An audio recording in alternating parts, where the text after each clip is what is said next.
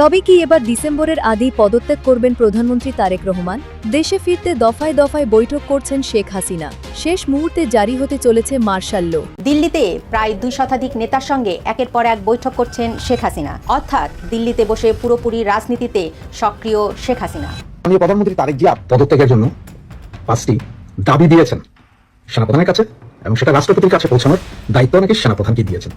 এটা হচ্ছে ভেতরকার একদম সলিড ইনফরমেশন, যে ইনফরমেশনটা এখন থেকে 3 ঘন্টা আগে আমি পেয়েছি। বর্তমান সরকার প্রধান বিভিন্ন জায়গায় এক্সিট করছেন, ইতিমধ্যে তিনি পদত্যাগের চিন্তা করছেন। শেখ হাসিনা দেশে ফিরলে কোটি মানুষের সমাবেশ হয়ে যাবে, লাখ লাখ মানুষের সমাবেশ হয়ে যাবে। সে অবস্থায় তারেক রহমানের জন্য দেশে থাকা নিরাপদ হবে কিনা, এই অবস্থায় কোন পক্ষ চাঙা হয়ে ওঠে, কোন পক্ষ মার্শাল ল জারি করতে এগিয়ে আসে, আর কোন পক্ষ কখন একটা বিপ্লব ঘটিয়ে ফেলতে চায়। দেশে ফিরতে দলীয় স্তরে জোরালোভাবে প্রস্তুতি শুরু করে দিয়েছেন শেখ হাসিনা। সেজন্য দফায় দফায় তিনি ভারতে এবং অন্যান্য দেশে অবস্থানরত নেতাদের সঙ্গে মুখোমুখি বৈঠক করেছেন। 111-এর মতো বিমান যোগে দেশে ফিরতে বাধা দিলে তিনি সড়ক পথে ভারত থেকে দেশে আসার সিদ্ধান্ত নিয়েছেন। শেখ হাসিনা আসবেন আর তাকে জেলে নিয়ে যাওয়া হবে, বিষয়টা কি এতটাই সহজ? নাকি শেখ হাসিনার কাছে এমন কিছু রাজনৈতিক হিসাব আছে যা এখনো প্রকাশ্যে আসেনি? দর্শক, নতুন একটা নিউজ আপনাকে স্বাগতম। প্রিয় দর্শক, তবে কি এবার সত্যি সাবেক প্রধানমন্ত্রী শেখ হাসিনা দেশে ফেরার আগেই প্রধানমন্ত্রী তারেক রহমান পদত্যাগ করে দেশ ত্যাগ করবেন? দর্শক মণ্ডলী, ইতিমধ্যেই বিশ্লেষকরা বলছেন যে যেই পরিস্থিতি তৈরি হতে যাচ্ছে ডিসেম্বরে, তাতে করে যে কোনো মুহূর্তে মার্শাল ল জারি হতে পারে, নতুন অভ্যুত্থান ঘটতে পারে। দর্শক মণ্ডলী, আপনার কাছে কি মনে হচ্ছে সাবেক প্রধানমন্ত্রী শেখ হাসিনা দেশে ফেরার আগেই কি পদত্যাগ করতে পারেন জনাব তারেক রহমান? এই বিষয়টি নিয়ে আপনার মূল্যবান মতামতটি অবশ্যই কমেন্ট করে জানিয়ে দিন। তো দর্শক, আর কথা না বাড়িয়ে চলুন দেখে আসবো আজকে সেই কাঙ্ক্ষিত ভিডিওগুলো। তবে তার আগে বলবো, যারা এখনো চ্যানেলটি সাবস্ক্রাইব করেননি অবশ্যই চ্যানেলটি সাবস্ক্রাইব করে পাশে থাকা বেল আইকনটি ক্লিক করে দিন। আর যারা ইতিমধ্যেই চ্যানেলটি সাবস্ক্রাইব করে রেখেছেন তাদেরকে অসংখ্য ধন্যবাদ। তো চলুন দর্শক, ভিডিওটিতে একটি লাইক দিয়ে আমরা ধারাবাহিকভাবে সবগুলো ভিডিওর আলোচনা দেখে আসি। এবছরের ডিসেম্বরে দেশে ফিরছেন শেখ হাসিনা, এমন ঘোষণা ঘিরে আবারও উত্তপ্ত বাংলাদেশের রাজনীতি। দিল্লিতে প্রায় 2 শতাধিক নেতার সঙ্গে একের পর এক বৈঠক করছেন শেখ হাসিনা। নতুন আইনি টিম গঠন, মুখপাত্র নিয়োগ করা হচ্ছে, অর্থাৎ দিল্লিতে বসে পুরোপুরি রাজনীতিতে সক্রিয় শেখ হাসিনা। গত বছর ডক্টর ইউনূস শেখ হাসিনার মুখ বন্ধ করতে নরেন্দ্র মোদীকে অনুরোধ করেছিলেন, কিন্তু প্রধানমন্ত্রী তারেক রহমান এসব নিয়ে কিছুই বলছে না। তার এই নীরবতার পেছনে কি দিল্লির কোনো ইশারা আছে? তারিখটা ছিল 2024 সালের 5ই আগস্ট। গণ অভ্যুত্থানের মুখে দেশ ছেড়েছিলেন সাবেক প্রধানমন্ত্রী শেখ হাসিনা, আশ্রয় নিয়েছিলেন ভারতের দিল্লিতে। এরপর কেটে গেছে দীর্ঘ সময়। অনেকেই ভেবেছিলেন ঢাকার রাজনীতি থেকে হয়তো চিরতরে মুছে গেছে শেখ হাসিনা অধ্যায়। কিন্তু রাজনীতিতে শেষ কথা বলে কিছু নেই। আবারও রাজনীতির মাঠে সক্রিয় আওয়ামী লীগ সভাপতি। দল গোছানোর প্রস্তুতি এখন চূড়ান্ত পর্যায়ে। শুধু ফোনেই নয়, এবার শুরু হয়েছে সরাসরি মুখোমুখি বৈঠক। হ্যাঁ, ঠিকই শুনেছেন, দিল্লিতে বসে প্রায় 2 শতাধিক দলীয় নেতার সঙ্গে দফায় দফায় বৈঠক করছেন শেখ হাসিনা। লক্ষ্য একটাই, দেশে ফেরা। সম্প্রতি আন্তর্জাতিক গণমাধ্যমে দেওয়া এক সাক্ষাৎকারে শেখ হাসিনা ঘোষণা দিয়েছেন 2026 সালের ডিসেম্বরে তিনি দেশে ফিরবেন এবং আত্মসমর্পণ করবেন। এরপর আওয়ামী লীগের শীর্ষ নেতাদের ডাক পড়ে দিল্লিতে। বিশ্বের বিভিন্ন প্রান্ত থেকে দিল্লিতে জড়ো হয়েছেন অনেকে। এসেছেন আওয়ামী লীগের দপ্তর সম্পাদক ব্যারিস্টার বিপ্লব বড়ুয়া। 5 আগস্টের পর তিনি অবস্থান করছিলেন মার্কিন যুক্তরাষ্ট্রে। সেখান থেকে তিনি সরাসরি উড়ে এসেছেন দিল্লিতে। লন্ডন থেকে এসেছেন সাবেক মন্ত্রী ও সিনিয়র আইনজীবী সম রেজাউল করিম। আছেন আওয়ামী লীগের কেন্দ্রীয় কমিটির ত্রাণ ও সমাজ কল্যাণ বিষয়ক উপকমিটির সদস্য রোকেয়া প্রাচী। ডাক পেয়েও তিনিও ছুটে এসেছেন নেত্রীর পাশে। এখানেই শেষ নয়, মহিলা আওয়ামী লীগের মা ও শিশু বিষয়ক সম্পাদক এস আমরিন রাখি, মহিলা আওয়ামী লীগের সাংগঠনিক সম্পাদক ঝর্ণা বারুই এবং খাগড়াছড়ি জেলা পরিষদের সাবেক চেয়ারম্যান অপু ত্রিপুরাও অংশ নিয়েছেন এই হাই ভোল্টেজ বৈঠকে। এই পর্যন্ত প্রায় 2 শতাধিক নেতার সঙ্গে 1-to-1 বৈঠক করেছেন শেখ হাসিনা। একটি রাজনৈতিক দল যখন পতনের পর চরম বিপর্যয়ের মধ্যে পড়ে, তখন এইভাবে অন্য দেশের মাটিতে বসে এত বড় বৈঠক করা মোটেও সাধারণ বিষয় নয়। এর পেছনে রয়েছে সুদূরপ্রসারী আইনি ও কূটনৈতিক পরিকল্পনা। শেখ হাসিনা কেবল নেতাদের সাথে শুধু বৈঠকই করছেন না, তিনি তৈরি করছেন একটি আইনি ও প্রশাসনিক রক্ষা কবচ। আওয়ামী লীগ সভাপতি ভালো করেই জানেন, দেশে ফিরতে হলে তাকে শত শত মামলার মুখোমুখি হতে হবে। রয়েছে আন্তর্জাতিক অপরাধ ট্রাইব্যুনালের সাজা। তাই এই আইনি, প্রশাসনিক ও কূটনৈতিক জটিলতা সামলাতে একটি বিশেষ আইনজীবীদের দল গঠন করা হয়েছে। এই টিমের মূল দায়িত্বে রয়েছেন 3 জন হেভিওয়েট লিগ্যাল এক্সপার্ট। 1. ব্যারিস্টার বিপ্লব বড়ুয়া। 2. সাবেক শিক্ষামন্ত্রী ব্যারিস্টার মহিবুল হাসান চৌধুরী নওফেল এবং 3 সাবেক মন্ত্রী ব্যারিস্টার সমর রেজাউল করিম। এই 3 জনের কাঁধে দায়িত্ব দেওয়া হয়েছে শেখ হাসিনার হয়ে বিভিন্ন দেশি বিদেশি সংস্থার সঙ্গে আলাপ আলোচনা করার। এখানে সবচেয়ে গুরুত্বপূর্ণ ভূমিকা পালন করছেন ব্যারিস্টার মহিবুল হাসান চৌধুরী নওফেল বর্তমানে জাতিসংঘ সহ আন্তর্জাতিক মানবাধিকার ও কূটনৈতিক সংস্থাগুলোর সঙ্গে সার্বক্ষণিক যোগাযোগ রক্ষা করছেন। উদ্দেশ্য খুব স্পষ্ট, শেখ হাসিনা যখন 2026 সালের ডিসেম্বরে বাংলাদেশে পা রাখবেন তখন যেন আন্তর্জাতিক মহল থেকে তার আইনি সুরক্ষা এবং মানবাধিকার বিষয়টি নিশ্চিত করা হয়। আওয়ামী লীগ বিষয়টিকে একটি রাজনৈতিক আইনি লড়াই হিসাবে দেখাতে চায়। দিল্লির বৈঠক থেকে আরেকটি বড় সিদ্ধান্ত আসতে যাচ্ছে। আওয়ামী লীগ সভাপতি শেখ হাসিনার জন্য একজন অফিসিয়াল মুখপাত্র নিয়োগ করা হচ্ছে। গত 1.5 বছর ধরে আওয়ামী লীগের কোনো আনুষ্ঠানিক বক্তব্য বা প্রেস রিলিজ পাওয়া যাচ্ছিল না। যা আসছিল তা মূলত সামাজিক যোগাযোগ মাধ্যমে কিছু ভিডিও ক্লিপ বা বিবৃতি আকারে। এতে দলের ভেতরে ও বাইরে এক ধরনের বিভ্রান্তি তৈরি হচ্ছিল। এবার সেই শূন্যতা পূরণ করা হচ্ছে।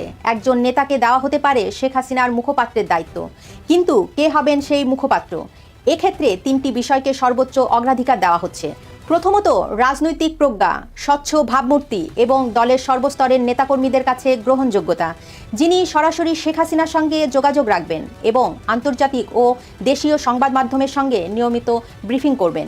খুব শীঘ্রই এই সিদ্ধান্ত প্রকাশ্যে ঘোষণা করা হতে পারে। এবার আসা যাক সবচেয়ে বড় প্রশ্নে, ভারত কি শেখ হাসিনাকে পুনর্বাসন করছে নাকি এটি শুধুই সময়ের দাবি? ইতিহাসের পাতা একটু উল্টানো যাক। 2024 সালের 5ই আগস্ট শেখ হাসিনা দিল্লিতে যাওয়ার পর বেশ কিছুদিন সম্পূর্ণ নীরব ছিলেন। ভারত সরকারও তাকে কোনো রাজনৈতিক কর্মকাণ্ড করার অনুমতি দেয়নি। পরিস্থিতি বদলাতে শুরু করে যখন বাংলাদেশের অন্তর্বর্তী সরকারের প্রধান উপদেষ্টা ডক্টর মোহাম্মদ ইউনূস থাইল্যান্ডে একটি আন্তর্জাতিক সম্মেলনের ফাঁকে ভারতের প্রধানমন্ত্রী নরেন্দ্র মোদীর সঙ্গে দ্বিপাক্ষিক বৈঠক করেন। সেই বৈঠকে ডক্টর মোহাম্মদ ইউনূস সরাসরি নরেন্দ্র মোদীকে অনুরোধ করেছিলেন ভারতের মাটিতে বসে শেখ হাসিনা যেন কোনো রাজনৈতিক বক্তব্য বা বিবৃতি না দেন। সহজ ভাষায় তার মুখ বন্ধ রাখার অনুরোধ করা হয়েছিল। কিন্তু কূটনীতির চাল বড়ই অদ্ভুত। নরেন্দ্র মোদী ডক্টর ইউনূসের সেই অনুরোধে ইতিবাচক কোনো সাড়া দেননি। ভারত বিষয়টিকে তাদের ব্যক্তিগত স্বাধীনতার অংশ হিসাবেই দেখাতে চেয়েছে। এখন শেখ হাসিনা দিল্লিতে বসে সরাসরি রাজনৈতিক কর্মকাণ্ড চালাচ্ছেন। সবচেয়ে অবাক করার বিষয় হলো বর্তমান প্রধানমন্ত্রী তারেক রহমানের ভূমিকা। দিল্লিতে বসে শেখ হাসিনার রাজনৈতিক কর্মকাণ্ড, রয়টার্সে দেওয়া সাক্ষাৎকার কিংবা 2 শতাধিক নেতার সঙ্গে বৈঠক, এসব নিয়ে তারেক রহমান কিন্তু সম্পূর্ণ নীরব। তিনি ভারতের কাছে কোনো আনুষ্ঠানিক প্রতিবাদ জানাননি কিংবা শেখ হাসিনার মুখ বন্ধ করার কোনো অনুরোধও করেননি। কেন এই নীরবতা? রাজনৈতিক বিশ্লেষকদের মতে এর পেছনে রয়েছে গভীর এক রাজনৈতিক সমীকরণ।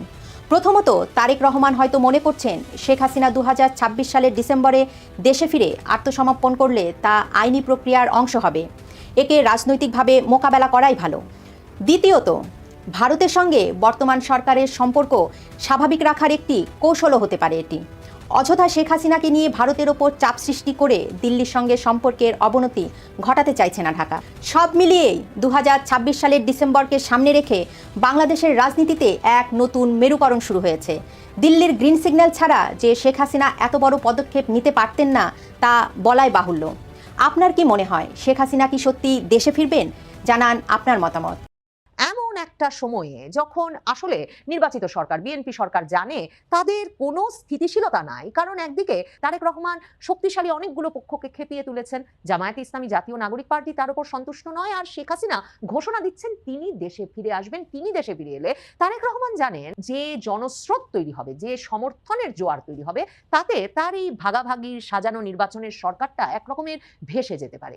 এ বিষয়ে একরকমের নিশ্চিত থাকা যায় যে অন্তত এই ডিসেম্বর পর্যন্ত বাংলাদেশের রাজনীতিতে স্থিতিশীলতার কোনো আশা নাই। মানে একদিকে যেমন কোটি কোটি ব্যক্তিকে আপনি রাজনীতির বাইরে, রাজনৈতিক অধিকারের বাইরে, নির্বাচনের বাইরে রেখে এবং এদের সকলের বিচার করে ফেলা দরকার, এমন একটা প্রতিশোধমূলক রাজনৈতিক বয়ান হাজির করে দেশে শান্তি স্থিতিশীলতা আনতে পারেন না। তেমনি দলটা যেহেতু উবে যায় নাই, উধাও হয়ে যায় নাই, এমনকি এদের প্রধান নেত্রী শেখ হাসিনা, যার বিরুদ্ধে মৃত্যুদণ্ডের রায় ঘোষিত হয়েছে, তিনিও যেহেতু দেশে ফিরতে এখন পিছপা হচ্ছেন না, বরং দেশে ফিরবেন ঘোষণা দিয়ে ফেলছেন আন্তর্জাতিক সংবাদ মাধ্যমে। এবং আন্তর্জাতিক সংবাদ মাধ্যমে তিনি কিভাবে এরকম আনফেজড আছেন, অবিচল আছেন, কেন তিনি মৃত্যুকে ভয় করেন না, এসব শিরোনাম হচ্ছে। কিন্তু কেউ লিখছে না যে এই যে শেখ হাসিনা তিনি দেশে ফেরার কথা ভাবছেন কিভাবে, সাহস করছেন কেন, তার তো দেশে ফেরার কোনো অধিকার নাই। এতে স্পষ্ট যে এই রাজনৈতিক বিভাজনের বিষয়টা আন্তর্জাতিক মহলেও পরিষ্কার, এবং পরিষ্কার যে শেখ হাসিনাকে রাজনৈতিকভাবে দেশের বাইরে রাখতেই এ ধরনের বিচার কাজ পরিচালিত হয়েছে, এবং রাজনৈতিকভাবে মোকাবেলা করতেই শেখ হাসিনা দেশে ফিরে আসবেন।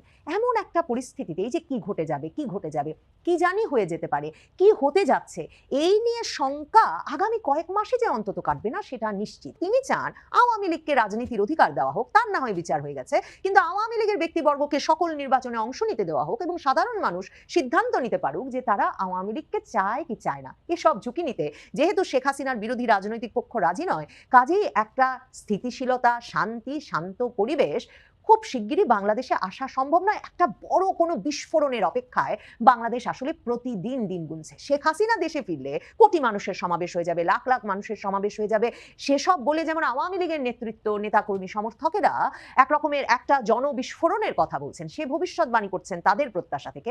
অন্যদিকে শেখ হাসিনা ফেরবার আগে আসলে কি ঘটে যাবে যে কারণে শেখ হাসিনা ফিরতে পারবেন তা নিয়েও কিন্তু নানা রকম বিশ্লেষণ আছে। এমন পরিস্থিতিতেই কিন্তু মানে একটা অন্য পক্ষ সবসময় একরকমের অস্ত্রে শান দিতে থাকে, মানে একরকমের গুছিয়ে রাখে যে এই ফাঁকেই ঢুকে পড়া যায় কিনা, ক্ষমতায় বসে পড়া যায় কিনা। এই পরিস্থিতিতে তারেক রহমান এটাও জানেন শেষ পর্যন্ত আন্তর্জাতিক পক্ষগুলোর সঙ্গে তাকে যারা সমর্থন দিয়েছিলেন, সেই সেনাবাহিনী যাকে সমর্থন এখন দেবেন তিনি ক্ষমতায় টিকে থাকবে। কাজেই তারেক রহমান জানেন যে শেখ হাসিনা যে হুঙ্কার ছাড়ছেন যে তিনি দেশে ফিরবেন, একদিকে সেটা যেমন আন্তর্জাতিক পক্ষগুলোর সমর্থনে ঘটতেই হবে, তার পেছনে আন্তর্জাতিক পক্ষগুলো না থাকলে শেখ হাসিনার এমন ঘোষণার প্রতিক্রিয়াই হতো ভিন্ন, তেমনি তারেক রহমানও জানেন যে এই সময়টায় সেনাবাহিনীর ভেতরে একটা আলাদা উত্তেজনা, আলাদা আলোড়ন সৃষ্টি হতে পারে নানা কারণে। একদিকে শেখ হাসিনাকে সমর্থন দিয়ে দেশে ফিরিয়ে আনবেন এই ওয়াকারুজ্জামান বাহিনী, সেটাকে বিশ্বাস করবার কারণ আছে কিনা। অন্যদিকে এই যে পঞ্চদশ সংশোধনী বাতিল হয়ে গেল, এর ফলে মার্শাল ল জারি করে সেনাবাহিনীর ক্ষমতা দখলের যে পথ প্রশস্ত হলো, তাতে সেনাবাহিনীর পক্ষে ক্ষমতা গ্রহণ করা সম্ভব, এবং অনেকেই বলছেন সেরকম একটা পরিস্থিতিতে সকলেরই ১/১১ সরকার দায়িত্ব নেওয়ার পরেও যেটা হয়েছিল যে একটা সীমিত পরিসরে রাজনৈতিক কর্মকাণ্ড পরিচালনার অনুমোদন দেওয়া হয়েছিল, ঘরোয়া রাজনীতির অনুমোদন ছিল, জরুরি অবস্থা জারি হয়েছিল, এবং সে পরিস্থিতিতে শেখ হাসিনা যেমন দেশে ফিরে আসতে পারবেন এবং আদালতে যাবেন, এবং আদালতের পরিস্থিতিও তখন বদলে যাবে, কারণ সেটা তখন সরাসরিভাবে জামায়াতে ইসলামী বিএনপির নিয়ন্ত্রণে আর থাকবে না।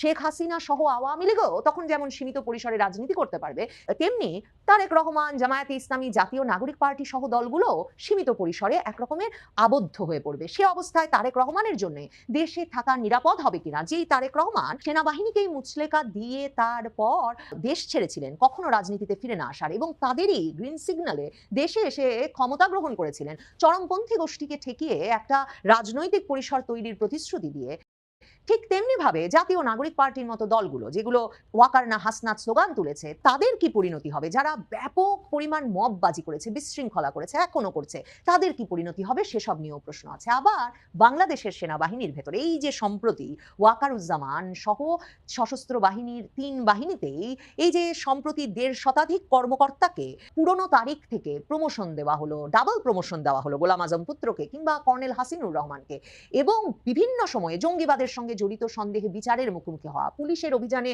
নিহত হওয়া এমন সব ব্যক্তিবর্গকে যে পুরস্কৃত করা হলো সেনাবাহিনীর ভেতরে, অনেকেই বলছেন সেটাও সেনাবাহিনীর ভেতরে একটা বড় ধরনের পালাবদল ঘটে যাওয়ার ইঙ্গিত বটে। তাহলে বাংলাদেশের সেনাবাহিনীর কোন পক্ষ এ সময় চাঙা হয়ে উঠে কি ঘটিয়ে ফেলবেন সে বিষয়ে নানা তরফে নানা রকম খবর আছে।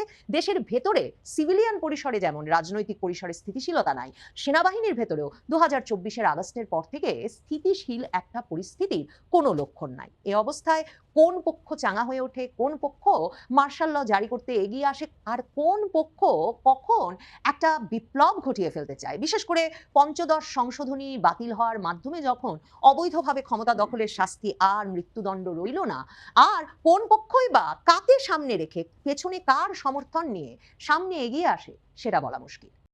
আওয়ামী লীগের একাধিক সূত্র থেকে ইঙ্গিত পাওয়া গেছে শুধু ভারত নয়, আন্তর্জাতিক বেশ কয়েকটি পরাশক্তির সাথে শেখ হাসিনার দেশে ফেরা নিয়ে আলোচনা চলছে, এবং ওই শক্তিগুলোর থেকে পজিটিভ সিগন্যালও পেয়েছেন। সরকার একাধিক সূত্র বলছে শেখ হাসিনার দেশে ফেরার বক্তব্য নিয়ে সরকারের শীর্ষ মহলে কয়েক দফা আলোচনা এরই মধ্যে হয়েছে। মূলত ডিসেম্বরে তিনি বাংলাদেশে ফিরবেন এমন ঘোষণার পর থেকেই বিষয়টি নিয়ে বাংলাদেশের শোরগোল পড়ে গিয়েছে। এসব আলোচনায় উঠে আসছে বাংলাদেশ সরকারকে তার দেশে ফেরার জন্য ট্রাভেল পাস বা অনুমতি দিবেন। তিনি যেহেতু ভারতে আছেন, তার ফেরার ব্যাপারে ভারত সরকারের মনোভাব কি, আওয়ামী লীগ নেত্রী ঢাকায় ফিরলে প্রশাসনের কি পদক্ষেপ হবে, এসব নিয়ে রাজনীতি থেকে কূটনীতি নানা মহলে নানা ধরনের আলোচনা চলছে। বাংলাদেশের আন্তর্জাতিক অপরাধ ট্রাইব্যুনালের চিফ প্রসিকিউটর আমিনুল ইসলাম সাবেক প্রধানমন্ত্রী শেখ হাসিনার ফেরার বিষয়ে সাংবাদিকদের সাথে কথা বলেছেন। 12 জুলাই তিনি সাংবাদিকদের বলেছেন, বাংলাদেশ সরকার ভারত সরকারের কাছে শেখ হাসিনাকে ফেরত দেওয়ার জন্য অনুরোধ জানিয়েছে। এখন প্রশ্নটা হচ্ছে, তিনি যদি ভারত সরকার নিয়ন্ত্রণে থাকেন তাহলে তো নিজে নিজে তার আসার কোনো সুযোগ নাই। আইসিটির চিফ প্রসিকিউটর দাবি করেছেন, শেখ হাসিনার দেশে ফিরে সরাসরি আত্মসমর্পণের কোনো আইনি সুযোগ নেই।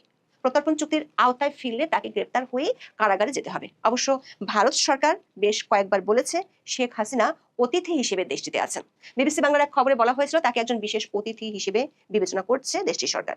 সবশেষ ভারতের পররাষ্ট্রমন্ত্রী জয়শঙ্কর এনটিভিকে দেয়া এক সাক্ষাৎকারে বলেছেন, শেখ হাসিনা নিজের ইচ্ছেতেই ভারতে গিয়েছিলেন এবং নিজের ইচ্ছেতেই বাংলাদেশে ফিরবেন। তবে সেক্ষেত্রে ভারতের কাছে তার নিরাপত্তার বিষয়টি খুবই গুরুত্বপূর্ণ। আবার শেখ হাসিনা সবশেষ বলেছেন, তিনি আদালতে আত্মসমর্পণ করে আইনি প্রক্রিয়ায় লড়তে চান। আইসিটির চিফ প্রসিকিউটর আমিনুল ইসলামের বক্তব্যে স্পষ্ট ইঙ্গিত মিলছে, শেখ হাসিনাকে বাংলাদেশে আসতে হলে বাংলাদেশ ও ভারত সরকারের কূটনৈতিক ও আইনি প্রক্রিয়ার মাধ্যমে আসতে হবে। দৈনিক মানবজমিন পত্রিকায় শিরোনাম করা হয়েছে, দুই দেশের সমঝোতা ছাড়া শেখ হাসিনার দেশে ফিরে আত্মসমর্পণের সুযোগ নেই। তাহলে প্রশ্ন হলো, এই সমঝোতার প্রক্রিয়া শুরু হওয়া ছাড়াই কি শেখ হাসিনা এমন ঘোষণা দিয়েছেন? 12 জুলাই শেখ হাসিনার সাথে দিল্লিতে দেখা করতে গিয়েছিলেন আওয়ামী লীগের সাবেক মন্ত্রী ও নেতা সহ 11 জন। এদের মধ্যে 4 জন অস্ট্রেলিয়া থেকে এবং কয়েকজন যুক্তরাষ্ট্র ও যুক্তরাজ্য থেকে দিল্লি গিয়েছেন। তাদের কয়েকজন দাবি করেছেন, শুধু ভারত নয়, গত কয়েক মাস ধরে আন্তর্জাতিক শক্তিশালী পক্ষগুলোর সাথে শেখ হাসিনার নির্দেশনা অনুযায়ী দলটির বেশ কয়েকজন নেতা নিয়মিত বৈঠক করেছেন। তবে সেসব বৈঠকে কোনো ধরনের সমঝোতা হয়েছে কিনা, হলে কি ধরনের সমঝোতা হয়েছে, এসব বিষয়ে আওয়ামী লীগের নেতারা কোনো মন্তব্য করেননি। দর্শক, শেখ হাসিনার ফেরার বিষয়ে বাংলাদেশ সরকার বিভিন্ন পর্যায়ের কর্তা ব্যক্তিদের গত কয়েকদিনের বক্তব্য থেকে বোঝা যাচ্ছে সরকার তাকে ফেরার বিষয়ে সরাসরি অনুমতি দিতে চায় না। শেখ হাসিনার ক্ষেত্রে একই রকম ঘটনা ঘটেছিল 111-এর তত্ত্বাবধায়ক সরকার আমলে। ওই সময় বাংলাদেশ সরকার অনুমতি না থাকায় তিনি ব্রিটিশ এয়ারওয়েজের টিকিট কেটেও দেশে ফিরতে পারেননি। শেখ হাসিনার সাথে বৈঠক করেছেন এমন কয়েকজন নেতা বলেছেন, শেখ হাসিনা বিমানযোগে দেশে ফেরার চেষ্টা করবেন। যদি সরকার অনুমতি না দেয় তাহলে তিনি সড়ক পথে, মানে ভারত বাংলাদেশ সীমান্ত দিয়ে বাংলাদেশে আসার সিদ্ধান্ত নিয়েছেন। আওয়ামী লীগের নেতারা বলছেন, দেশে ফেরার আগে সম্ভাব্য সব ধরনের বাধা মোকাবেলার জন্য প্রস্তুতি নিতে শেখ হাসিনা দলের নেতাদের সাথে দফায় দফায় মুখোমুখি বৈঠক করেছেন। এসব বৈঠকে দলের কমিটিগুলো পুনর্গঠন এবং নিষ্ক্রিয় নেতাদের দল থেকে বাদ দেয়া এবং সাংগঠনিক তৎপরতা বাড়ানোর বিষয়ে আলোচনা হয়েছে। পাশাপাশি শেখ হাসিনার দেশে ফেরার আগে ও পরে তার শাস্তি এবং আওয়ামী লীগের কার্যক্রমের উপর নিষেধাজ্ঞা নিয়ে আইনের জটিলতা নিয়েও আলোচনা হয়েছে বলে বৈঠক সূত্রে জানা গেছে।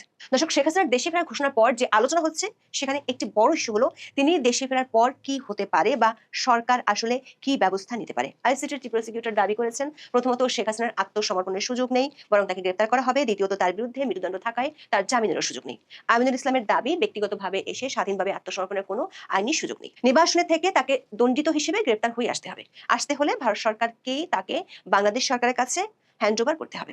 দেশে ফিরলে শেখ হাসিনার জামিনের কোনো সুযোগ আছে কিনা এমন প্রশ্নের জবাবে চিফ প্রসিকিউটর আমিনুল ইসলাম বলেছেন, বাংলাদেশে এখন পর্যন্ত কোনো মৃত্যুদণ্ড পাওয়া আসামির জামিন হয়েছে এরকম নজির নেই।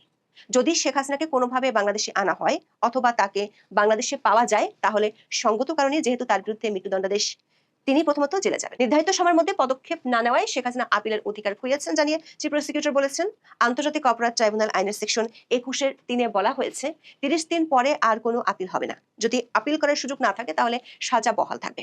যদি আপিল করা যায় তাহলে আপিল নিষ্পত্তির সাপেক্ষে যা হয় তা হবে। তবে উচ্চ আদালতের অনেক সিনিয়র আইনজীবী ভিন্ন কথা বলছেন। সুপ্রিম কোর্টের আইনজীবী ও ব্রাহ্মণবাড়িয়া 2 আসনের স্বতন্ত্র সংসদ সদস্য রুমিন ফারহানা বলেছেন, শেখ হাসিনার ফেরত আসায় আইনি কোনো বাধা নেই। উনি ফিরবেন, ফিরে আত্মসমর্পণ করবেন, বাংলাদেশের নর্মাল সিআরপিসির যে প্রসিডিওর সেটি উনি ফলো করবেন।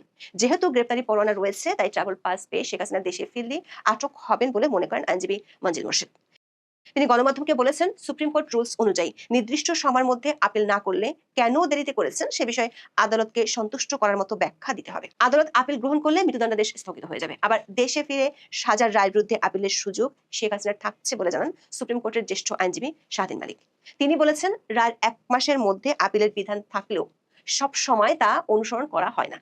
10 থেকে 15 বছর পরেও আপিল করার নজির রয়েছে। আইনজীবী মনে করেন আন্তর্জাতিক অপরাধ ট্রাইব্যুনাল আইনে 30 দিনের মধ্যে আপিলের বাধ্যবাধকতা থাকলেও সুপ্রিম কোর্ট রুলস অনুযায়ী উতরে যাওয়ার সুযোগ আছে। যেমন পলাতক অবস্থায় 2013 সালের জানুয়ারিতে ট্রাইব্যুনালে ফাঁসির দণ্ড পাওয়ার 13 বছর পরে সে গত জানুয়ারিতে আপিল করেছিলেন জামাত নেতা আবুল কালাম আজাদ। বাংলাদেশের ফৌজদারি কার্যবিধির 426 ধারা অনুযায়ী উচ্চ আদালতের কাছে যে কোনো দণ্ডিত আসামির জামিন আবেদন গ্রহণ করার আইনি এখতিয়ার রয়েছে। তবে প্রথাগতভাবে কোনো আসামির মৃত্যুদণ্ড হয়ে গেলে উচ্চ আদালত তাকে জামিন দেন না। 2024 সালের মে মাসে দেওয়া হাইকোর্টের একটি রায়ে উল্লেখ করা হয়েছে, মৃত্যুদণ্ডপ্রাপ্ত আসামির জামিনের নজির দেখা যায় না। ওই রায়ে হাইকোর্ট স্পষ্ট করেছেন, সচরাচর মৃত্যুদণ্ডপ্রাপ্ত আসামির জামিন পাওয়ার কোনো প্রথা বা নজির বাংলাদেশে না থাকলেও আইনিভাবে ফৌজদারি কার্যবিধির 426 ধারা অনুযায়ী তাদের জামিন আবেদন করার পূর্ণ অধিকার রয়েছে এবং উচ্চ আদালতেরও সেই আবেদন গ্রহণ ও বিবেচনা করার এখতিয়ার রয়েছে। সংশ্লিষ্ট একাধিক সূত্র বলছে, শেখ হাসিনা কিভাবে আসবেন এবং আসার পর কি কি হতে পারে সেটি পুরোপুরি নির্ভর করছে রাজনৈতিক সমঝোতার উপর। সেই সমঝোতা শুধু দেশের মধ্যেই নয়, দেশের বাইরেও হতে হবে। শেখ হাসিনার সাথে দিল্লিতে বৈঠক করেছেন এমন আওয়ামী লীগের একজন মন্ত্রী বলেছেন, এই সমঝোতার আলোচনা চলমান আছে। এদিকে শেখ হাসিনার ছেলে সজীব অজয় জয় 13 জুলাই অক্সফোর্ড ইউনিভার্সিটির ওলফসন কলেজের এক আলোচনা সভায় যোগ দিতে যুক্তরাজ্য গিয়েছেন। বাংলাদেশের রাজনীতি ও মানবাধিকার বিষয়ক ওই আলোচনা সভাতে অংশ নেওয়া ছাড়াও মিস্টার জয় বেশ কয়েকটি আন্তর্জাতিক সংস্থা এবং প্রতিনিধিদের সাথে বৈঠক করতে পারেন। দর্শক, আমি আশা করছি সবগুলো ভিডিওই আপনি মনোযোগ সহকারে দেখেছেন। সেই সাথে দর্শক, এই ভিডিওগুলো সম্পর্কিত যদি কোনো তথ্য বা মতামত থাকে তাহলে তো অবশ্যই কমেন্ট করে জানিয়ে দিন। এতক্ষণ সাথে থাকার জন্য ধন্যবাদ। নিউজটি শেষ করছে এখানেই, ফিরছে আগামী ভিডিওতে নতুন কোনো টপিক নিয়ে। আল্লাহ হাফেজ।